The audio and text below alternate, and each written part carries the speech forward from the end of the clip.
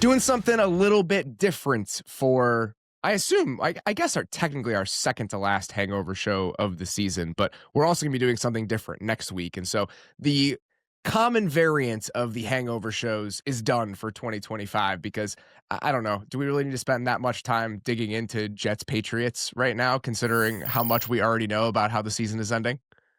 I mean, if I just wanted to have fun for an hour and watch Drake May, like, yeah, I'm sure that would have been great. Or like Saints Titans, going back to that and actually watching that, like, I'm sure that would have been fun. But again, we're kind of in a spot where it's like in week 11, that would have been a little bit more instructive. But at this point in the season, like there's a little bit more things to cover.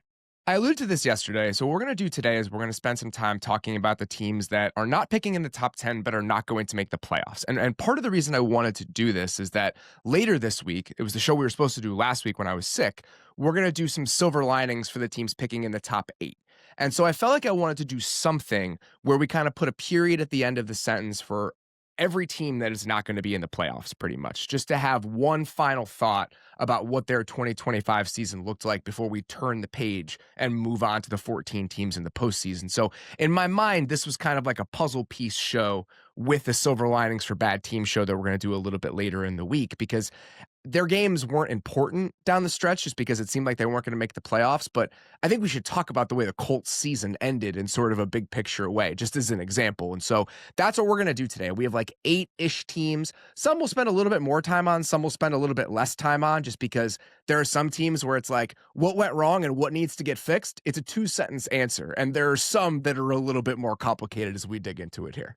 Yeah, I'm excited to get into, and I think even some of the ones that I actually think an interesting experience I had going into some of the prep here is that there were a couple of teams where it felt like it was going to be complicated going in, and then I looked at it afterwards, and I really did not feel like it was all that complicated.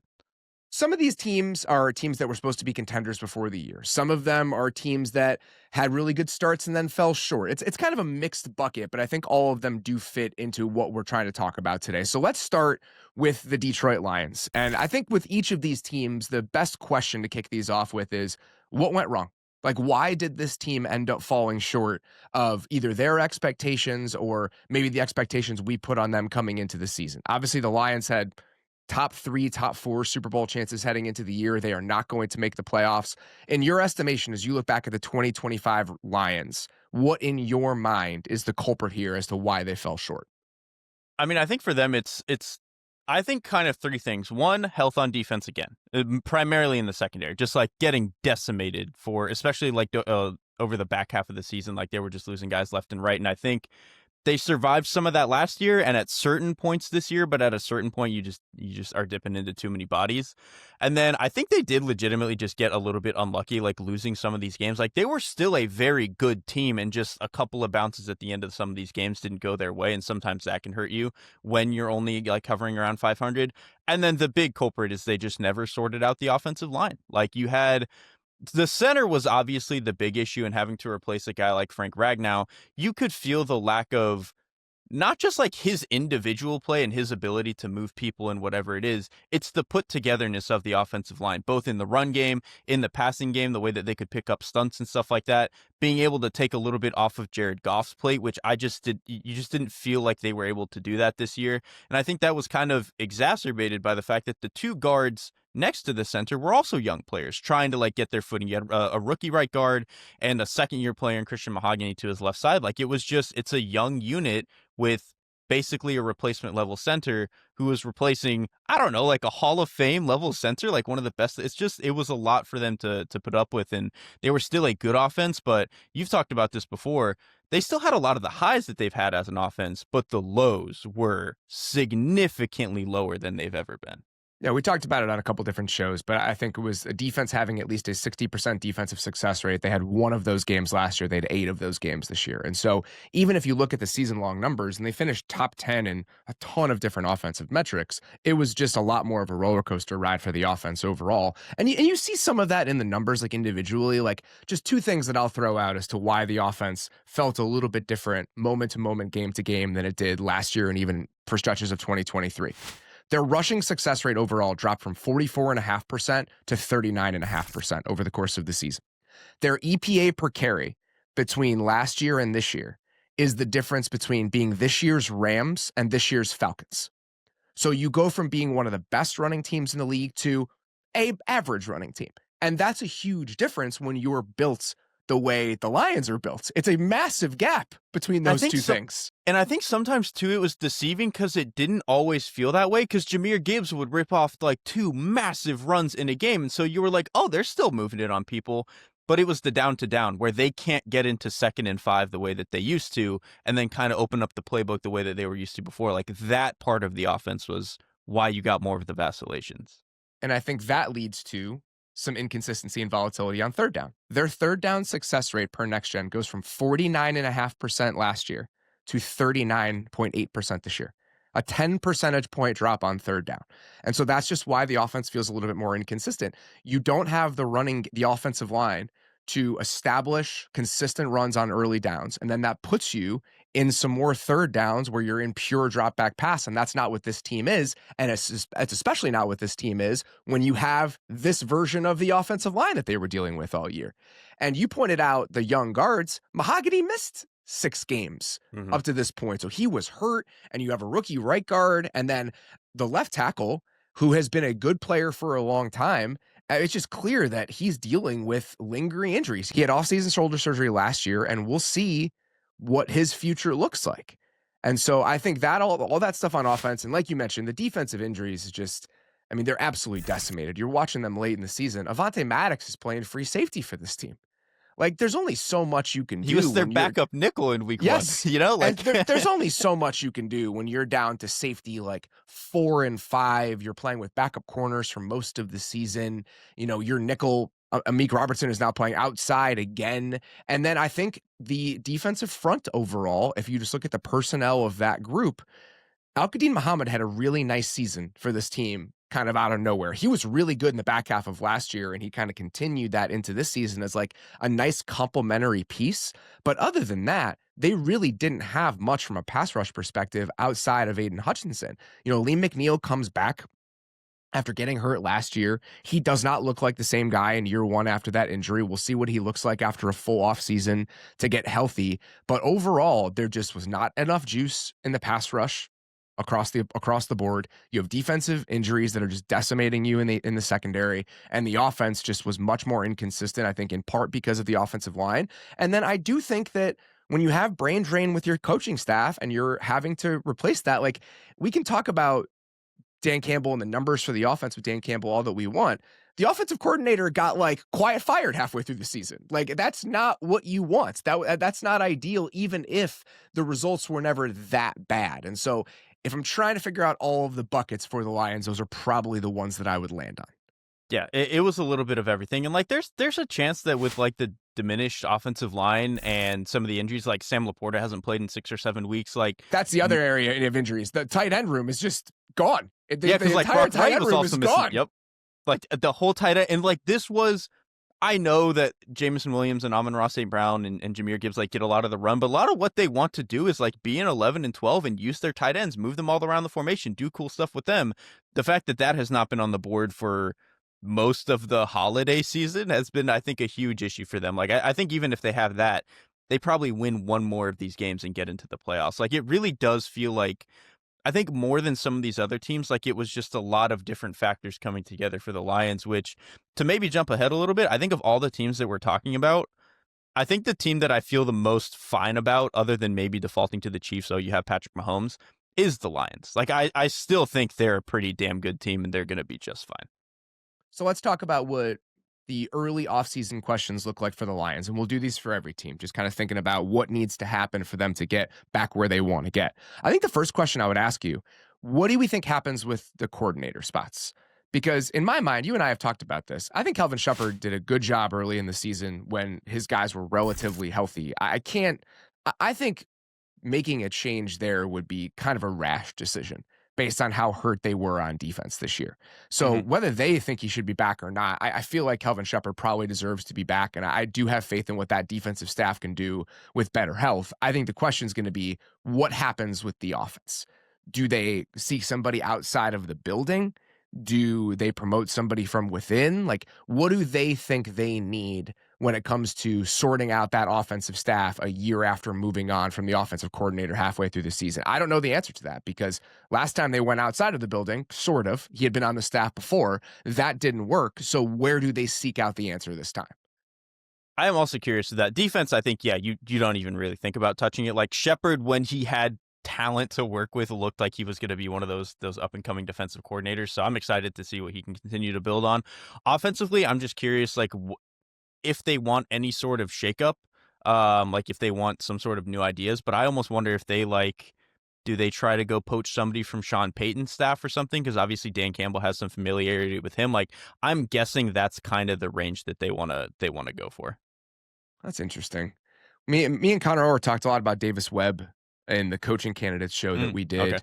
And the idea of him being like a potential head coaching candidate despite not being an offensive coordinator yet. And so you could potentially poach somebody like that if for a promotion. Weren't him and Jared Goff the same? No, I guess Webb was like a year or two after. But I was just trying to think about how old he is compared to Jared Goff. But I think they're very similar.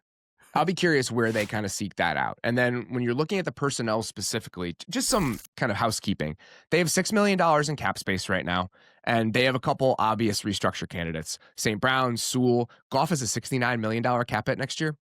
And so I assume they would be open to touching that based on the way that they structured the contract, but we'll see. So they have some levers they can pull to create a little bit of flexibility, and they need it because they do have some areas of need that I think do have to be addressed. Like, I'll be curious to see what the interior offensive line moves look like.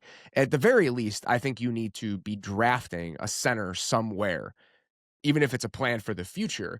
I'm fine with them rolling with the guards again and just hoping that with another year of development and better health, those guys will be okay. But I think somewhere along the way, you need to bolster the offensive line. We'll see what happens, or the interior of the offensive line. We'll see what happens with Decker. I mean, if he's gone, then what are you going to do at offensive tackle? They traded up for Giovanni Manu last year. Or 2 years ago. He had one start this year. He was kind of their developmental guy that they were going to, I think, try to bring along, hopefully becoming maybe the answer after Decker. He had one start this year, did not go very well, and then he's been hurt for a majority of the year. And then positionally, the other spot where I just think they need some help is edge.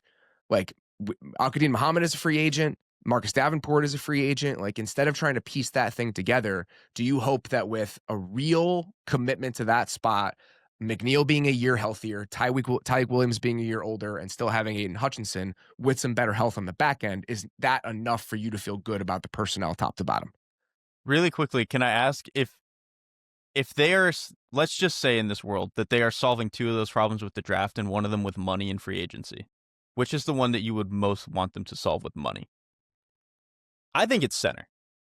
I think you want a veteran who's like done this and like proven he can start. And there are really only going to be like 3 free agent options potentially at center. There's Connor McGovern is coming up, and then both Carolina guys actually. So I assume Carolina will retain one, but then you can get either Austin Corbett or Cade Mays. I think have both played well at certain points this year when they've had to.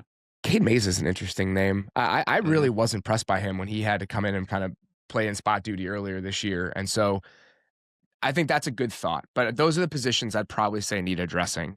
And when you look at this team overall, I just think that what's happened in the draft over the last couple of years is worth bringing up when you consider the fact that they do have some holes in some of these spots, and they've been pretty aggressive with some of the moves that they've made in the draft, and they've had some swings and misses, and this happens all the time. And this isn't even like an indictment of this team, but we just have it in our heads that these teams who get off to these hot starts, these regimes that get off to these hot starts in the draft, it's just the line's just going to go up forever. They're just going to be good at this forever. And that's just rarely how it works. You're going to hit cold spells. I mean, that first draft that they had with Sewell and Amon-Ra St. Brown is like a transformational draft for the organization. Those just don't really happen every year. So the last couple seasons, you know, you have Ennis Rakestraw in the second round, and he just hasn't played at all. Terrion Arnold is a guy they traded up for in the first round. He hasn't been what they wanted him to be. The Terrion Arnold one to me is very telling of where we are right now. So they trade up to get Terrion Arnold in the first round of the 2024 draft. They trade away a third-round pick in doing that. The third-round pick that they traded away, the Cowboys used to draft Connor Beebe. And 5 picks after the Lions traded or drafted Terrion Arnold, the Ravens picked Nate Wiggins. That's a tough double whammy. That stuff just happens. And that's why when you're trading away some of these mid-round picks, it can come back to get you. They traded away a future third-round pick to go up and get Manu in that draft, a 2025 third-round pick. They traded away a third-round pick for Carlton Davis. They traded 2 third-round picks to move up for Isaac Tesla. I mean, you start to feel this when you get off of a heater in the draft. And I think they'll probably be fine. But I think that's just kind of the reality that we're wrestling with now with this team, where it just seemed like they would stay hot forever because of how the first couple drafts with this regime went. I think too, like the last thing I'll say is burning so many mid-round draft picks to like trade up and move around when you are a team that, if anything has plagued you over the last 3 years, it's basically just been depth. It's kind of a funny way to operate. I've thought. Especially when you know you're going to be paying a lot of these guys very soon, and you're going to need some of that cheap cross-control talent. And the other thing I think is worth mentioning before we move on, just when it comes to the defensive injuries, 2 questions that I think are worth bringing up. One, is this just going to be how it is? Like, it's been 2 years in a row. Like, is sometimes when certain ways that you practice, the way that certain teams construct things, like some teams are more injury prone than others. Is this going to be a consistent problem? Maybe not. Maybe it's a 2-year blip, but I think it's at least worth asking the question. And then the other one related to that, how long do the injuries linger? Like, Brian Branch tore his Achilles. How quick does Brian Branch come back as the player that we've seen him be? And that's really important. Kirby Joseph has this lingering knee injury. Like, how long does this linger? Is Kirby Joseph the same player? And so beyond whether you're going to be hurt again in 2026, are the guys that were hurt this year going to be the same players in 2026? I think that's at least worth keeping in the back of your mind when it comes to this team. Let's get to the next one here. The Dallas Cowboys ultimately fall short, even though it seemed like their playoff chances had a brief glimmer of hope there about midway through the season. In your mind, what went wrong for the 2025 Dallas Cowboys? I mean, it's the defense. This is one of the ones that we can spend like 5 minutes on. I mean, they don't have talent and they're too bland in a lot of the coverages that they play. Like, that is kind of the Spark Notes version of it. And like, I think if you look at the front, you can squint and they've got a couple of good players, obviously, once they make the trade for Quinnen Williams and stuff like that. But the cornerback room, Siobhan Ravel was hurt for a lot of the early part of the season because he was coming off an injury and really I don't think has been that good in what he's been able to play this year. Trayvon Diggs, I don't think has looked very good. Kyer Elam played like half of this team's coverage snaps. I don't think he's been very good. Trequazi Bridges and Kalen Carson have started multiple games for this team. And then I think the safeties have not played all that well. So like the back end of this unit really just does not have like high level NFL caliber talent. And then I think in terms of the coverages they play a lot of single high stuff. They play a lot of zone because that's what Eberflus likes to do. And then even when they play some of their 2 high stuff, it's almost all cover 2. Like, he doesn't play as much quarters or as much cover 6 as other teams. Like, it's not varied. And so when a quarterback sees split safety, it's like, it's cover 2. I know how to pick this apart. There's not as much, like if the Chargers are in split safety, it could be any number of coverages. Same with the Eagles, the Ravens, teams like that. It's a little bit more vanilla with a team like the Cowboys. Yeah, this is not a complicated one. They finished dead last. The season's not over. They are currently dead last in defensive DVOA in a season where the Bengals had been historically bad for 2/3 of the season. That tells you a lot about where the Cowboys are right now. Offensively, I really have no qualms with where the team is and where the team should be going. I think that side of the ball, we can handle this in like 10 seconds. I think you should bring George Pickens back in some way, shape, or form. And then the offensive line essentially comes back intact. All 5 of those pieces. It's a disappointing thing for Tyler Guyton to be as hurt as he was this year. He comes into the season hurt. I think he misses overall. It's going to be like 7 games. Just tough for a second-year player's development, especially a second-year player who has tools but is still a little bit rough around the edges. But overall, I think the outlook for the offensive line looks very good, and I think you have the weapons that you need. This is a team that right now is 7th in weighted offensive DVOA. They're 5th in EPA per play on offense. I think the future is very bright on that side of the ball. This is all about fixing the defense. The questions become, how do you do that? So they're $45 million over the cap as it currently stands. I think they likely cut Trayvon Diggs. That saves them about $12 million. They would save $21 million by moving on from Kenny Clark. I don't know what they end up doing with that. That feels like if you want to give him like an extension of some kind to get that cap number down rather than cutting him, that might be an option.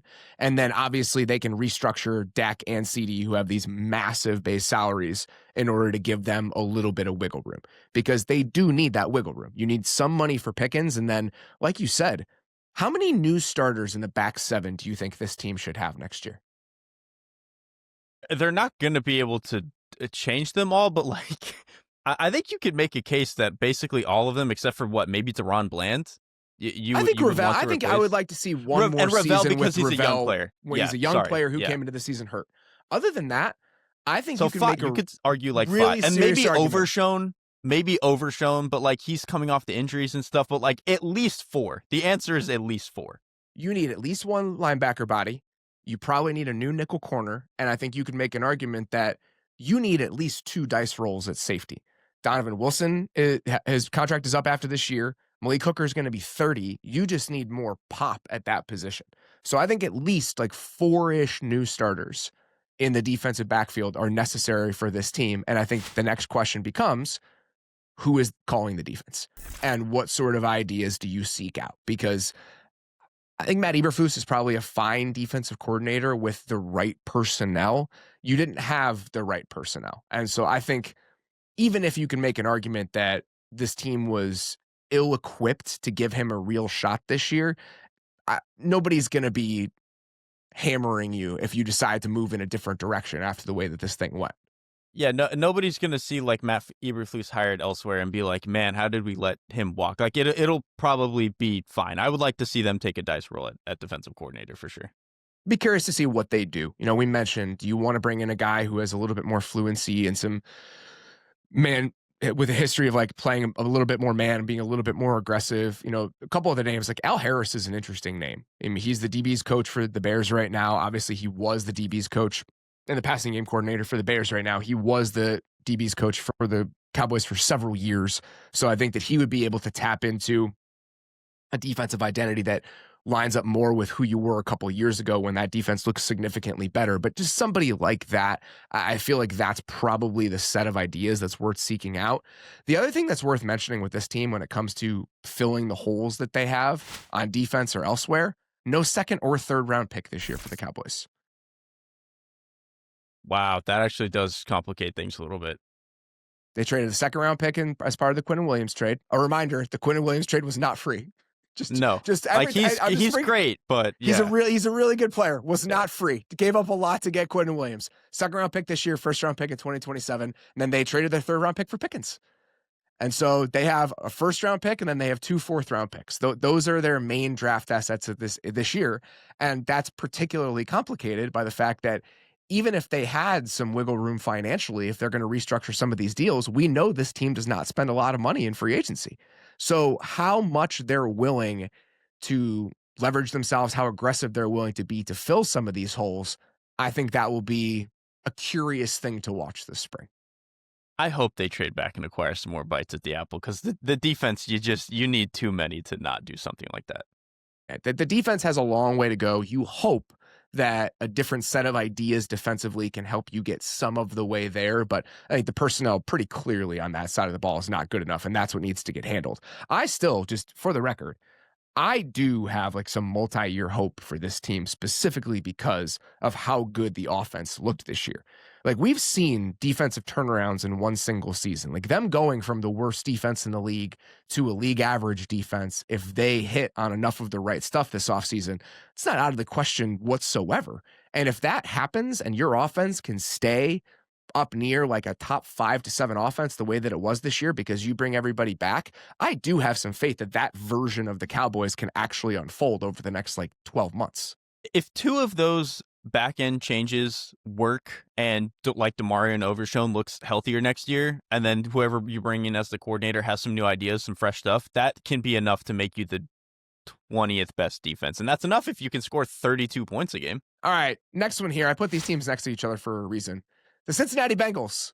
What went wrong for the 2025 Cincinnati Bengals, Derek? Beller, can you just replay the last like 7 minutes that we were just talking about? It's basically the same conversation on top and of the quarterback got hurt. Right, and the quarterback got hurt. That's really the only difference. Otherwise, it's mostly the same stuff.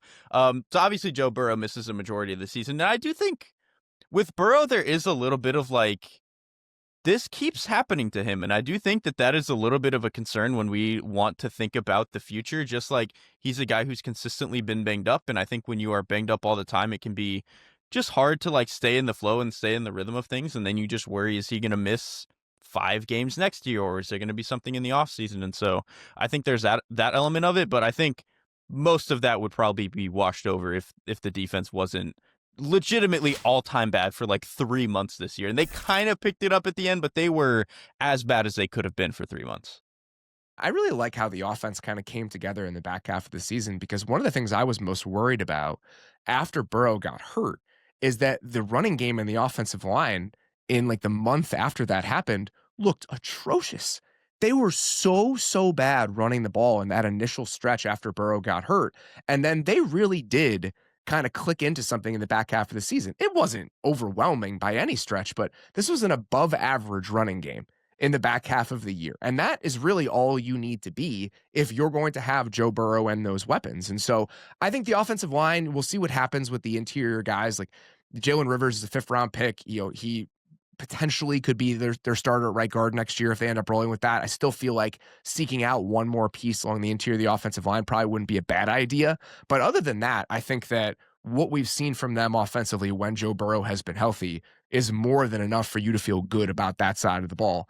This is all going to be about what needs to happen on defense and where they need to seek out some of these new pieces. And they have $70 million in cap space to try to accomplish some of that. They need to do, I mean, kind of what they did in, what was it, maybe 2020, was they just threw a bunch of like mid-level free agent contracts at guys who can you just play for us and be okay? And I really think that them like running back that game plan would make a lot of sense to me, because I understand the front is kind of a different consideration because they have thrown a lot of resources at that, right? Like 1st-round picks on Myles Murphy, Shamar Stewart, they're not giving you a whole lot of anything.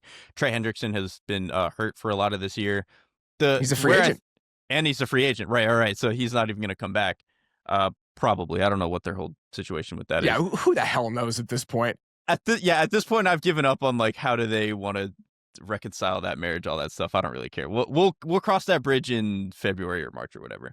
But then the back 7 is like, that's where I think you need to be willing to pay for some of those mid-level free agents, because the linebackers were, I know they were rookies, they were young guys, and you might want to see them play a little bit more. They need competition. Like, that was the worst linebacker room probably in the league this season. I don't really think the safeties were any better. And then the corners, like, there's some, like, Dax Hill can cover a little bit, DJ Turner can cover a little bit. I'm still a little bit worried about them tackling, which puts the onus on, like, the linebackers and the safeties really need to be better at it, or this is going to be a problem. I'll be curious how much turnover they think they need in the back 7, because I'm with you. At linebacker, the way that I had it is you assume one of the linebackers, or you hope one of the linebackers progresses to a point where he's a significantly better player next year. And that really, to me, doesn't feel like wish casting. Like, we see that happen at linebacker all the time. It's a really difficult position to be good early. And so can you see some development from a Demetrius Knight to the point where you feel good about him next year? Even if that's the case, you still probably need a little bit more competition there. The defensive line specifically, both Hendrickson and Joseph Osai are hitting free agency.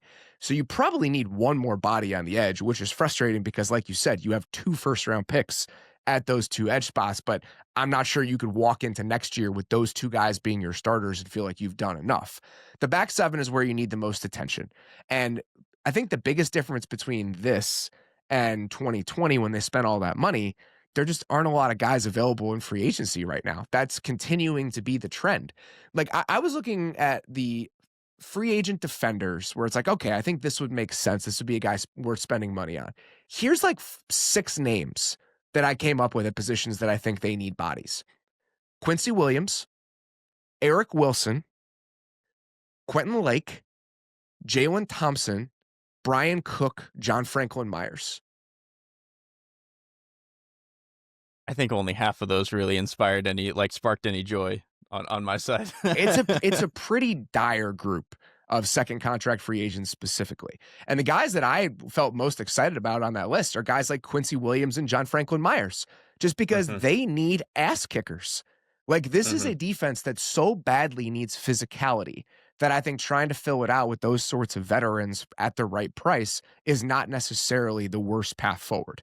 But they need at least one starter at linebacker, at least one starter at safety, probably another edge piece, and then probably some sort of corner somewhere along the way if you'd like to keep Dax Hill in the nickel when you're healthy enough to do that.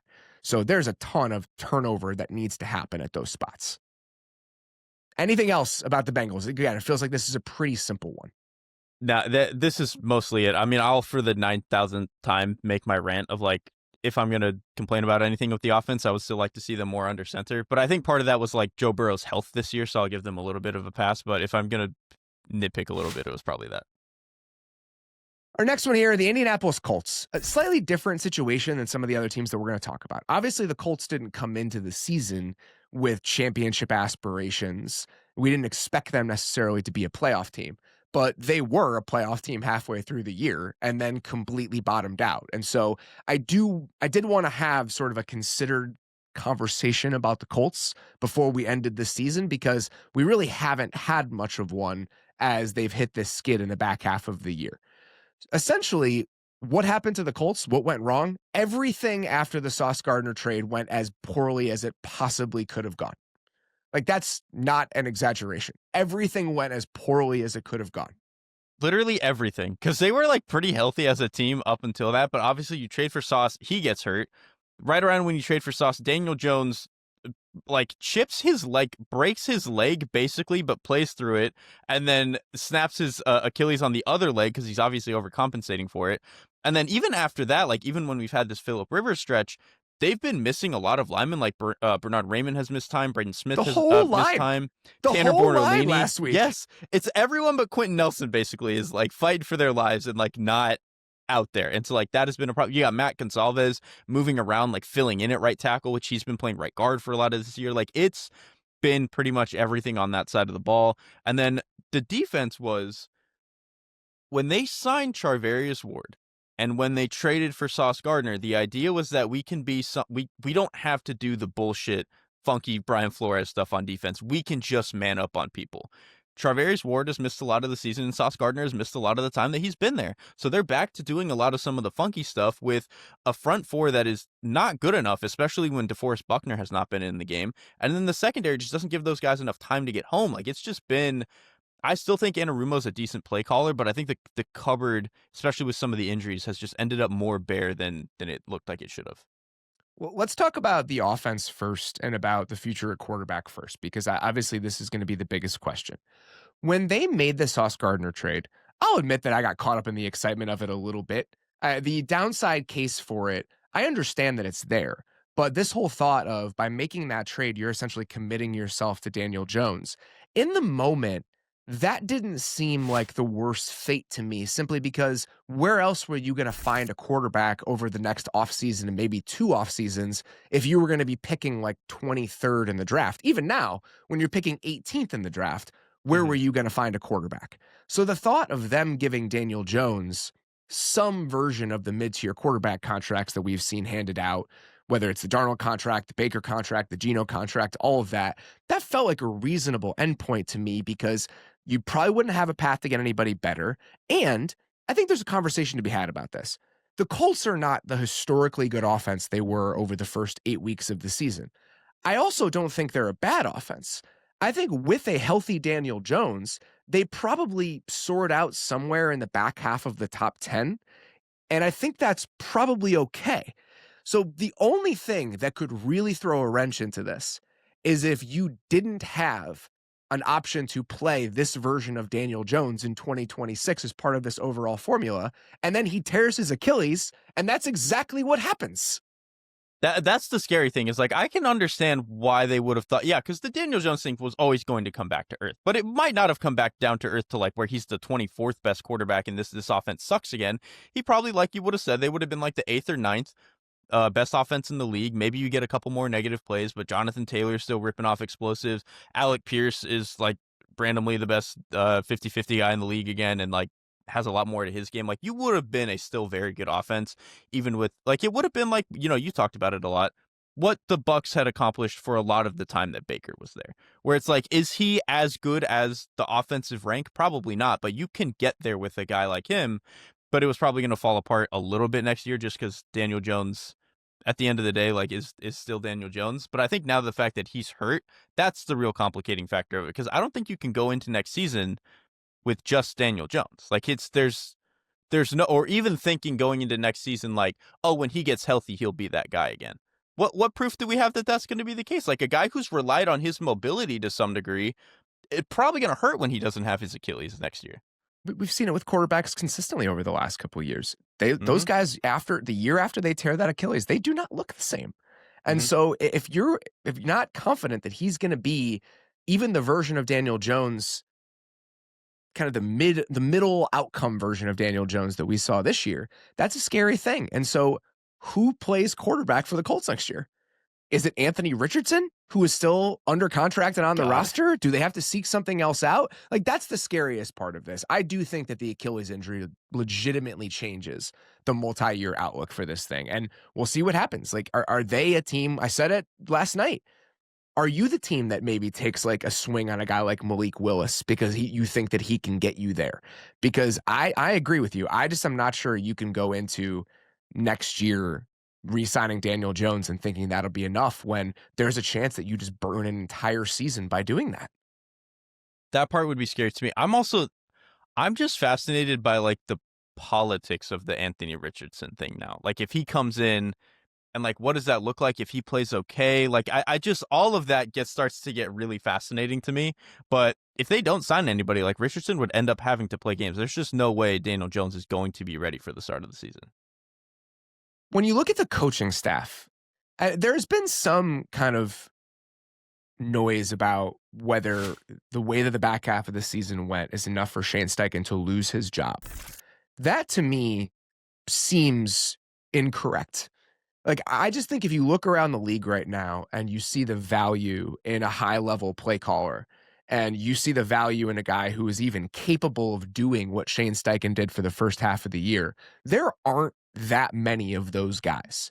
And I get that the final results over the last few years are not where you want them to be as an organization. You have new ownership. It's the same family, but you have new people in charge of making these decisions. Is it possible that they want to clean house and start over just as a way to turn the page? Maybe. But right now, I would just be surprised if they thought that moving on from a guy that is capable of doing what Shane Steichen did for a majority of this season is worth it when so many teams around the league would like sell a body part to have an offensive play caller as good as Shane Steichen. And that's the thing in this cycle, like who else, like there's just not as many coaching candidates. It feels like you are going to get super jazzed to hire. Whereas last cycle you had like, I think people were excited about Mike Vrabel, about Ben Johnson. I think there was a little bit more like questions about Liam Cohen, but I think people really did think that he could be one of those like electric play callers. And like, it just doesn't. There's not even a Liam Cohen in this cycle. No, there's not, especially on offense. Like I think there are some defensive guys that you can get pretty excited about, but if teams are, and I think a lot of them do tend to be like really want one of those offensive guys, you're probably a lot better off just keeping Steichen, who I think has mostly acquitted himself quite well, even if this year didn't end well. Like I know some of the previous years didn't end well either, but like getting to the playoffs or being one play away from the playoffs with Gardner Minshew is a pretty impressive feat in my mind. And I know that was like 2 or 3 years ago, but I think he's mostly done his job on that side of the ball. We'll see what they do with the offensive personnel. I think the big couple questions for me outside of quarterback, which is really the only question that matters yet again. I just cannot believe we're going to another offseason where it's going to be like, who plays quarterback for the Colts? I would be losing my mind if I were a fan of this team. I would be losing my mind. The two other positions that I think are worth considering. Braden Smith is a free agent at right tackle. They have Jalen Travis, who's been playing for them a little bit in the back half of this season after some injuries. He's a 4th-round pick. He's now banged up as well. I assume they're going to try him out there. This team deserves a lot of benefit of the doubt for them being able to develop these mid-round picks into starters. I don't know how many times you can consistently do that. Like if Jalen Travis ends up starting at right tackle for the Colts next year, you have a 3rd-round pick at left tackle who hit, totally understand that. You have whatever Bordellini was, I think a 4th-round pick. You have Gonsalves at right guard, who was a mid-round, a 3rd-round pick, and then you have Jalen Travis as a 4th-round pick. And so it's just a lot of like mid-round picks along your offensive line that we don't typically see. Listen, maybe they do it again, but it just that's what this team has done for a very long time. And then the other one for me, what do you do with Pierce? I kind of think you have to bring him back. Like he's playing well enough that I would do what I needed to do to make sure he was on the team next year. He's your most explosive and versatile player. He is like he can win down the field and he's really still good. Yes, he used to just be the like he's gonna run a slot fade or he's gonna run a go ball, a deep post, and you can chuck it up to him. He's still really good at that.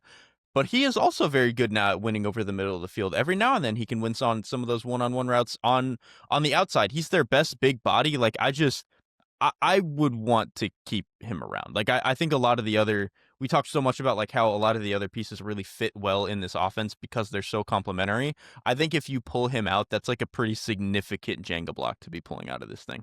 I'm with you. Pittman makes $29 million against the cap next year. Be curious to see what happens with that.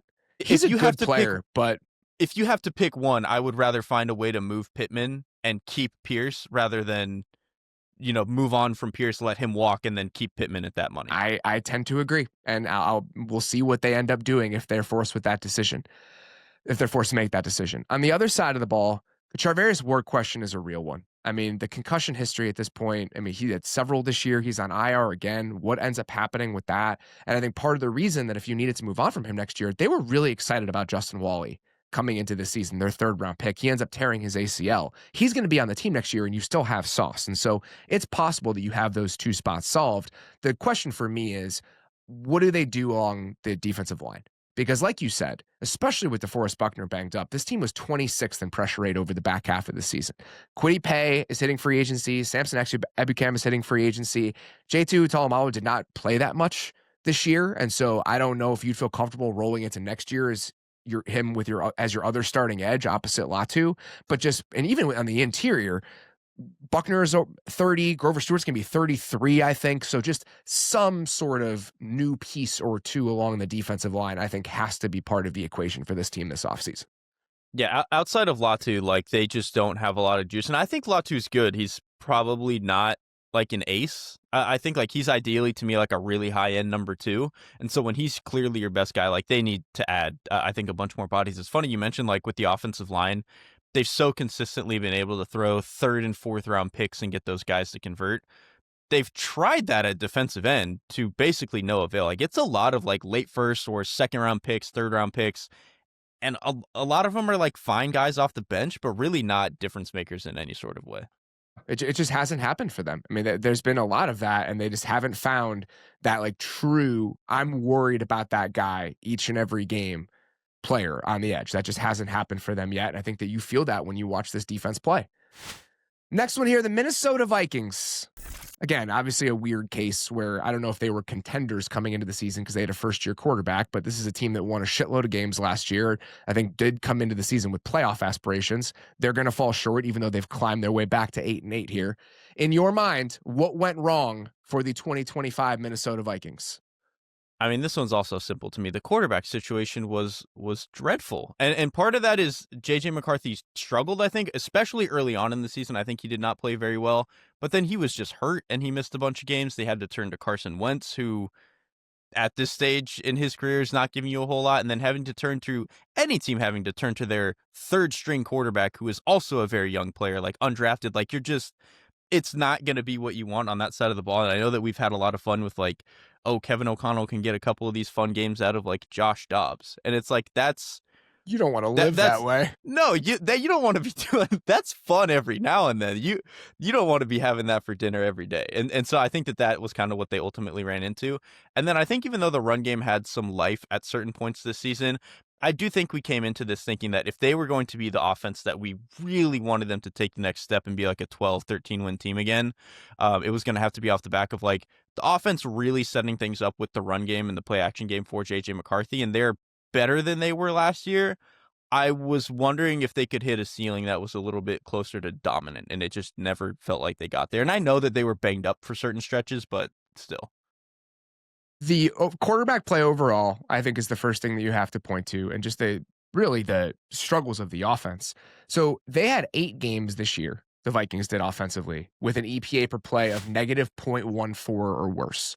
Just for context, that's about in the range of what a typical Geno Smith or Justin Fields dropback was this year. They had 8 of those games. They lost 6 of those games. Some of that, like you said, is the quarterback play. Some of it is the quality and health of the offensive line. You had 6 missed games for Darisaw, and he was banged up even when he was playing, which that's something to maybe even think about heading into the future. Like, what are you going to get from him moving forward? Because he did not look like the same guy for a good chunk of this year. You had 7 missed games for Ryan Kelly, and you had a handful of missed games for Brian O'Neill. And so what was supposed to be a strength of this team didn't end up becoming a strength. And I think that is something that might have to be addressed in some way, shape, or form next offseason. Like, you probably need a long-term center, whether that's in the draft or free agency. And this team needs tackle depth. Like, this team needs some contingency plans at tackle in a way that they did not have this year. But so that's what's going on offense. And then on defense, I still feel pretty good about this. Like, where they got by the end of the season, this team is third in weighted defensive DVOA. Third. It was not as consistent game to game as it's been for the last couple years. I think in part because of injuries, in part because of what you're dealing with the quality of the offense game to game. But overall, even with a couple of these guys hitting free agency and with the defense getting a little bit older, I still feel pretty good about where that unit is going to be if they can manage to convince Brian Flores to come back. That's where I'm at too. Like, I know that the defense, and this contributes to the record not getting where they want it to be, with the defense being a little bit more hit and miss, I think, for the first half of the season. But this is ultimately, like, if we're trying to project forward, I still feel very, very good about where Brian Flores is at and where he's gotten a lot of these players. Like, I think it took them a little bit of time to sort out what they wanted to do on the back end, especially with the safeties, with no longer having Cam Bynum there. I think that took a little bit of work. And then Dallas Turner just was not really an effective player for the first half of the season still. And him really coming on, I think, in the second half was something that really helped kick them into high gear on that side of it. And so I think those couple of factors makes me feel good about going into next year. I think they just got off to a little bit of a slower start than they wanted, which that coupled with how bad some of the quarterback and offense stuff was, that's how the record ends up being what it is, even if you feel okay about this. Yeah, on defense, I mean, we'll see what they do with a couple of the guys hitting free agency. Like, Harrison Smith contract is up over after this year. Eric Wilson, like we mentioned, is going to be a free agent. I still feel like one other outside corner somewhere is probably worth seeking out, and then we'll see what they do at safety. They're going to have some financial decisions to make along the defensive line. Like, they would save a decent chunk of money if they move on from a guy like Javon Hargrave. And as it currently stands, they're $35 million over the 2026 cap, the Minnesota Vikings are. There are a couple levers that they can pull. Like, if they wanted to restructure Justin Jefferson, that's something they could do. Again, they can move on from Hargrave. And then Ryan Kelly is somebody, if they wanted to move on from him, they could also save a little bit of money. So there is not a ton of financial wiggle room for this team. Like, they've done most of their spending. Thankfully, they're back in a place after last season being sort of an outlier where they have their full cache of draft picks. So we'll see what they end up doing in terms of the holes they want to fill, because they do have the picks to do that. The biggest question in my mind is what they end up doing at quarterback. Like, on almost any other situation, and you and I have talked about this, with a second-year guy who has started only a handful of games, you ride it out. Like, there have been enough flashes in the second half of the year and enough good performances where it's like, okay, one more offseason, one more year. He's a young player, a really young player. Is there hope that we can get something better out of him next year? With the way the rest of this team is set up, they are third in snap weighted age. Third this season. Can you afford a 2026 where you're sitting there waiting for JJ McCarthy to develop and it just never happens? Is that something you want to do as an organization? To just go into next season with him as your starter without bringing in real competition and just hope that the flashes you saw in the back half of this year are enough, especially when his injury history is now getting to a point where there's risk in relying on him independent of the quality of his play? So that's the other thing. That's why I really think you can't, like, you have to at least bring in some sort of competition, because one, I think, to me, he has not yet proven that he is surefire. We should continue to see this thing through. I think that's one element of it. Two, he is not on the field. He's missed more than half the games that he would have been available for. And I know as a rookie, he would not have necessarily started a lot of those. But even if he wasn't hurt, even if he wasn't going to be the starter, he was hurt. Exactly. Even if they wanted to play him, they couldn't have. And I think that is certainly a really important thing. And so there's that element of it. And then again, this roster is like, if you inserted league average quarterback play, which we got proof of last year, you can be a team that wins 13 games and be a really high level team. And I think it would take a lot of development in a very short amount of time for JJ McCarthy to get to that level. And I don't know if you want to bet all that on one season next year. I think that's a little bit scary to me. It's a risky bet. It's a really scary bet. And I know it sounds ridiculous. A guy who's made 10 starts and just be like, that's enough. Where can't do that anymore. But with where everything else about the organization is, I just think that you'd have to tell yourself a story to believe that we know this is going to go well next year. Like, we have a lot of confidence that this is the right choice. And with young quarterbacks, typically, they are usually in situations where it can be a little bit hard to tell, is the bad play them or is it the situation, the surroundings? This Minnesota team is good enough to tell that it's not the situation. And again, I know the offensive line was banged up at certain points, but when you've got some of the skill players, they got one of the best head coach play callers in the league. It's like, it's pretty clear that this is a situation you can succeed in. The fact that there were so many bumps on the road is a little bit, it's pretty concerning. It can be a fascinating question. Mhm. Like, I fully understood and was supportive of the path that they took this year specifically, because they were building to this for years, and it was the way to afford the rest of the roster that they wanted. But it just hasn't happened on the timeline you need it to happen, given how the rest of this thing is put together. And so there's just so much downside risk of burning the 2026 season, given the rest of how your roster is put together. I'll be very interested to see how they end up handling this. The last team that kind of falls into this bucket before we get to two others that I think we can move through pretty quickly is the Atlanta Falcons. So obviously, not contenders necessarily coming into the year, but I think a team that absolutely had playoff aspirations heading into this season and now will be picking just outside of the top 10 as things currently stand. In your mind, what went wrong for the 2025 Atlanta Falcons? A little bit of everything. I think the coaching staff I actually think Jeff Ulbrich, I think, acquitted himself well this year, but I still think Raheem Morris, to me, I think still struggles with a lot of the like game management time stuff with like timeouts and just I think a lot of that sort of management. So there's that element of it, and then also Charles McDonald has done a really good job of pointing out how weird this was. Darnell Mooney having shoulder issues like broke his collarbone, I think, coming into the year, and that like being pretty quieted down and not really talked about, and then him having to like play through it through certain parts of this season, I thought was kind of bizarre. So you have all of that, and then even offensively, like, I'm not saying like we're totally done with Zach Robinson. I think that he could totally be fine, but I do think that this was a year where he needed to prove that he could continue to iterate and build on some stuff, and I just didn't feel like we saw that. Like, I think specifically with the run game, it felt very stale. Like, I thought that I wanted to see them add a little bit more, and they really didn't. And I understand some of that is, Jake Matthews is a little bit more in decline because he's getting old, and you downgrade at center because Drew Dahlman is gone, and Caleb McGarry misses the whole season. So I know there's all of that, but I just thought that we would get another layer of stuff, and I never really felt like we got that. And then just like any roster, a couple of other personnel things. Maybe the quarterback wasn't as good as he wanted. The front, I think, is still pretty bad on defense, and I think, they're good on some pass rush downs, but otherwise put them in some pretty tough spots.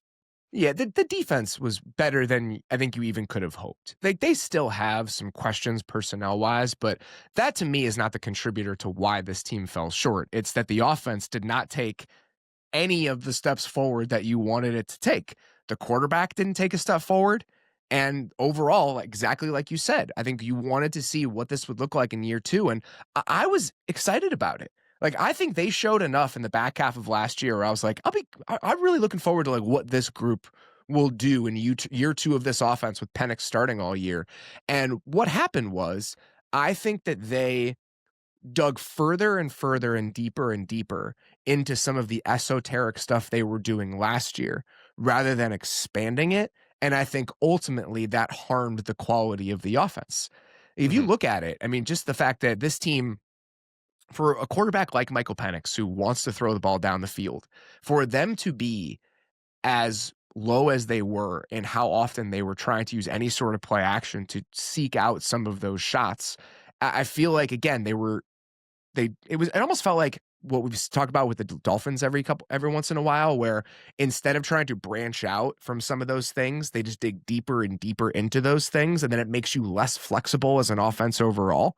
So I think that an offseason where they kind of look themselves in the mirror and are like, okay, what do we need to do to kind of shake this up rather than just digging further and further into the stuff that we were already doing? I think that they could find their way out of it. My question is, does this staff get the chance to find their way out of it? Because I could go either way on that, whether the front office or the coaching staff is back or should be back next year. I think My guess is the front office will not be back. And I think at that point, like we've talked about a million times, it might just be better to kind of clean house and move on from everything. But then that kind of complicates the quarterback timeline, which like they are in a particularly weird situation with all of that. And I do think the Zach Robinson thing with them not using as much play action or maybe not getting in as much true under center as you would want. Like they're still a heavy pistol team, which that almost to like what you were saying feels like a leftover from like what they were doing had to do with Kirk Cousins. Yeah. It's like when you were with Kirk, it's like, yeah, he was injured, but he still wants to do some of that stuff. I get it. But they kind of still dug into it with Michael Penix. And I think because we saw the offense called that way in 2024, it's easy to say that a lot of that is on Zach Robinson.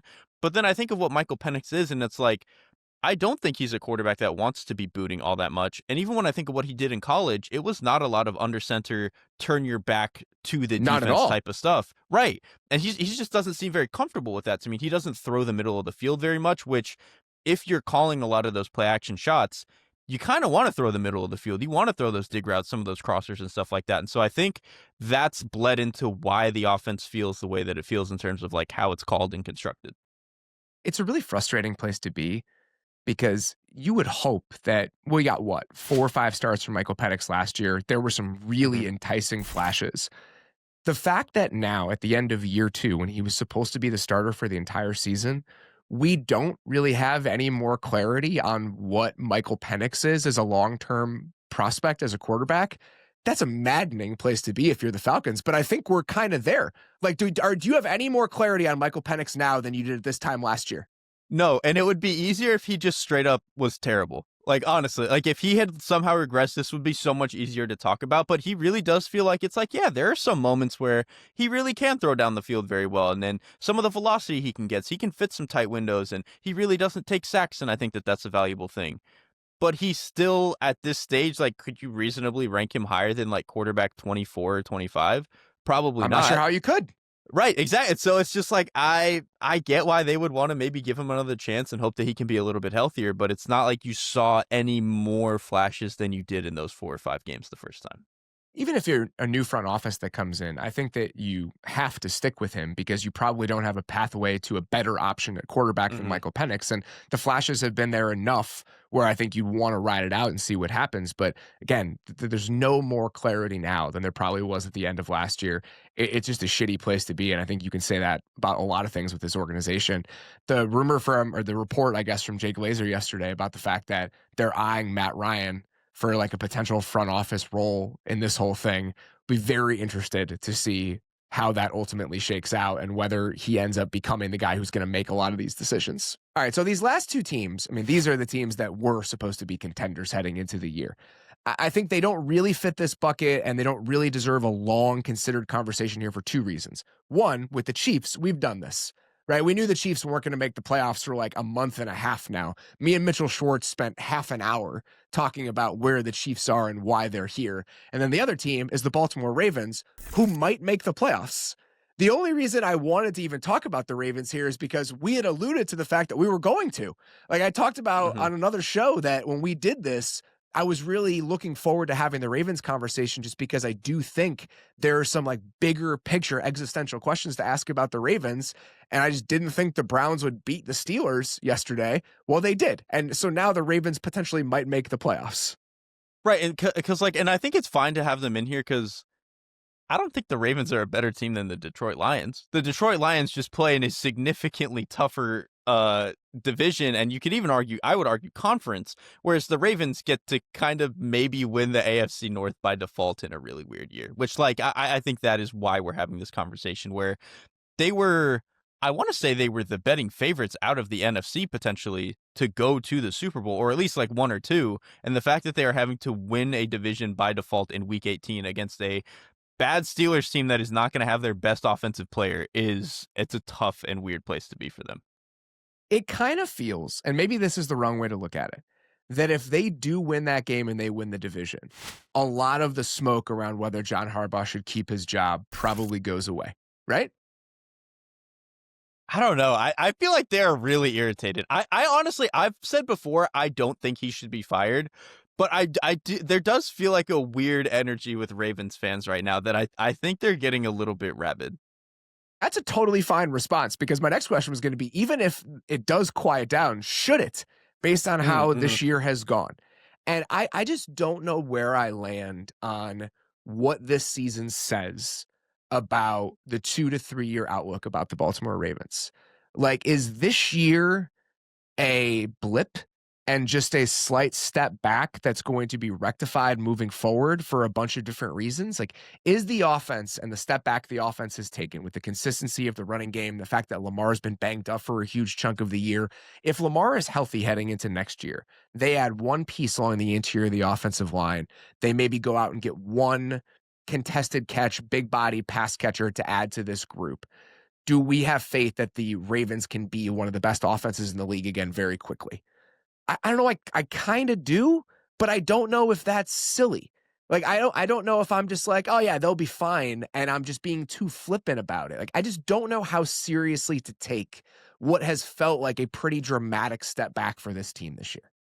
I think with the offense, until we have definitive proof that Lamar Jackson is not the athlete and player that he has been at his MVP peaks, that like I'm willing to give them the benefit of the doubt that yeah, if next year if the surrounding parts are 8% better, then yeah, they can get back to being like one of the top 5 or 6 offenses again. Like if the offensive line gels a little bit more and you get some sort of like even just what like Juju Smith was for like the 2022 Chiefs, just like a bigger body like that who can be a possession guy.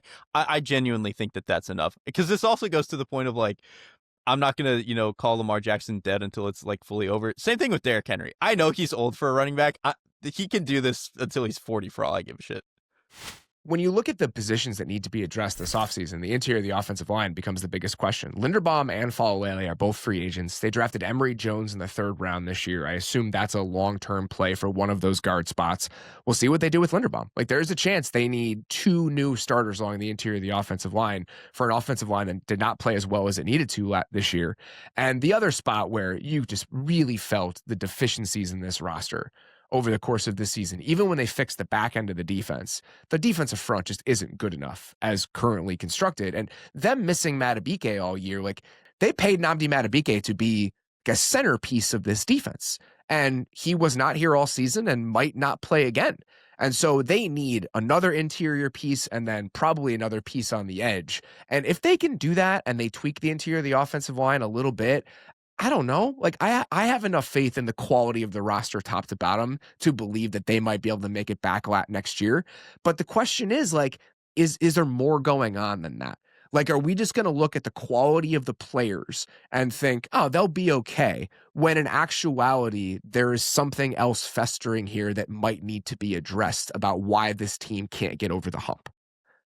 I I mean, don't there know. might be. Yeah, I just think that stuff is so like it's hard for us in our chair until it's like 10 years after the fact for us to really get like good answers on that stuff. But I do think it's possible, because it does feel like when a team consistently can't get over the hump and does just have collapses in a lot of these moments. And I know that they've been a little bit better about that in the past couple of years than they were like earlier on in the Lamar Jackson era, where like some defensive collapses. Lamar had a really bad couple of playoff games there, but I don't know. This to me does just feel like somebody has to be the team that gets the short end of the stick, like over this, Chiefs dynasty. And I know that doesn't apply to this year, but I think this year, if you want to boil it down to just this year, it is just the defensive front. Like, I actually looked this up because that's where my mind went, really, in terms of like what needs to be fixed, because I do think the offense will be fine. The defense, they don't have a single player over 30 pressures this year. The only other team where that is true is the Carolina Panthers. And technically, Owe would have like been on that pace if he had been on the roster the entire year and played all of that. But still, and I think why this is such a big issue is they play more man coverage than a lot of other teams in the NFL. I think they're sixth in the league in man coverage. And so if you're playing a ton of man and asking guys to stick, but you can't get home to the quarterback at all, you just end up in a really difficult spot. Like, the reason the Broncos can play as much man as they do is because their pass rush is insane. Even the Lions have a better pass rush. The Browns with Myles Garrett, like, they can play as much man as they do because they can get to the quarterback. The Ravens don't do that. And so if you're going to struggle with that, maybe more zone coverage would be good. But I think if they can fix the front, they'll be okay on defense, because the back end is still talented. I tend to agree with that. I think the defense is 11th in weighted defensive DVOA after what was a pretty rough start to the season. Like, if they can get one more body up front, I do believe in just the overall infrastructure and the talent on that side of the ball. A question I think is worth asking, and I know this is going to be, you're going to hate me for even asking it. This year from Lamar Jackson, okay, is clearly, even when he was healthy in the beginning of the year, a slight step back from the level at which he was playing last year, when I think that he looked like the best player in football. Is the slight step back that we got from Lamar Jackson this year, is that an indication of what is going to be a downward trend? Even if it's a slow downward trend. Like, are we at a point where Lamar Jackson in 2024 is the best version of him that we're ever going to get? Or is this a slight step back that is going to be corrected next year and moving forward? The answer to that is hugely important for like what we can reasonably expect from the Ravens. Kind of like I said earlier, until I like see it for sure multiple years over that he is like losing it a little bit athletically, I think that he'll be able to bounce back because he's had seasons like this before. Yes. Like I think it was like 2020 or 2021. He did not play his best ball. And then right after that was the stretch where he wins two MVPs in a row. And so I do think once he's a very good pocket passer, but so much of his game is his ability to move around and buy time. And so once that starts to go, I think that'll be a little bit of an issue. But he's 29 right now. And so I still think that he probably has 2 or 3 more years where he's got enough in the tank where that's not really going to be an issue. And so this for me is like I fully believe that Lamar Jackson is like, if I'm ranking quarterbacks most likely to win the MVP next year, like Lamar is probably still top 5. Like I really do think that he still has that gear to him. Know if I disagree with I think the first part of the answer can be true, where he is now on a downward trajectory and he can still be one of the 5 guys you would pick to win the MVP next year. Like, I don't think those two things are mutually exclusive.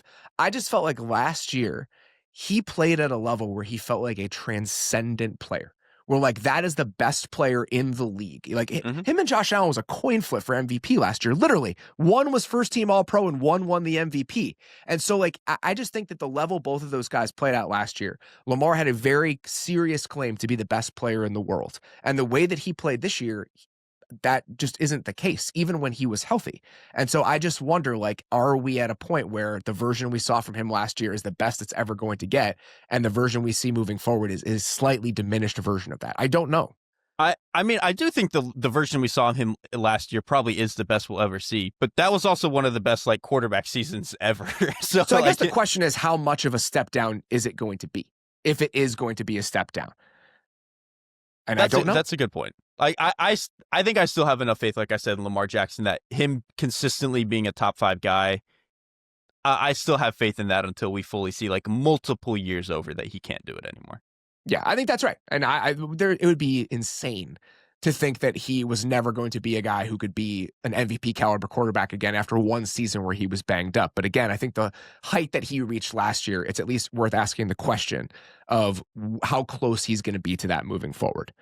Speaking of transcendent quarterbacks who are not going to be in the playoffs, the Kansas City Chiefs. Again, we've done this in multiple different formats over the last month or so, just because I think we've had a lot of lead time to understand they aren't going to make the playoffs. What is your kind of last word about what went wrong for the Chiefs and what needs to change for this team over the course of this offseason? Yeah, I think it's a lot of stuff that I've probably said at different points in different conversations. Again, kind of like you're alluding to. One, we need size at receiver. I'm sorry. Enough of the small guys. Like if you're going to be the team that has all the small guys, they have to be Jalen Waddle and Tyreek Hill. They have to be the fastest players in the world. And the Chiefs guys are just not that. My other consideration too is I think that's like an easy one to point to. I think some of what we've talked about with the defense has been a little bit harder to untangle. And I think the easiest thing to point to is like, well, they just don't have an ace pass rusher. And like Karlaftis is solid, but almost like I was saying with Laitu Latu, like he's realistically a number 2 edge that there's no ace on the other side of him. So I think that's part of it. The secondary needs a reshuffling. I am so adamant that Trent McDuffie needs to be their full-time nickel. Like they need to figure out how to get bigger and different corners on the outside to help unlock that a little bit. Because I think, one, it's the coverage ability that McDuffie brings from the slot, but it's also just the attitude. Like he's an asshole in the best way. And I really think that them getting that back in the nickel would help a lot. And then I think the safeties, like I understand how they went from veteran, more expensive safeties to run Steve Spagnuolo's kind of interesting defense to, hey, we drafted these contingency plans, we're going to give them some run.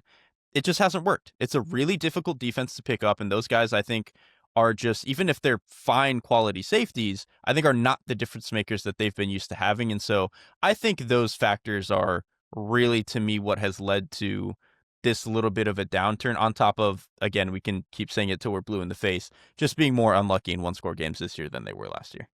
Yeah, and I think just structurally how they go about who they want to be offensively and whether we see some sort of transition just structurally from what the offense is and whether we should. I think that's worth asking. And again, if you want to hear more about that, me and Mitch talked about it for truly a half an hour, like 2 weeks ago.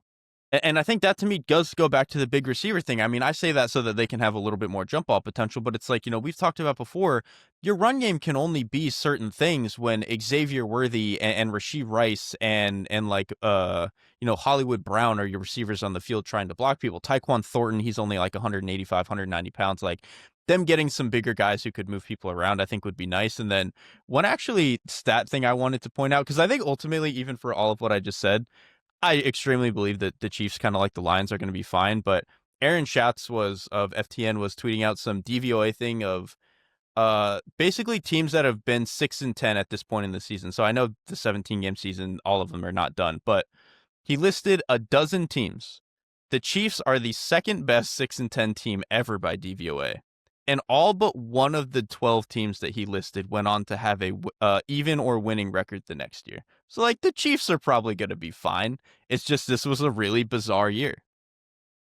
One more note, just in terms of housekeeping. They are currently $45 million over, $48 million over the 2026 cap.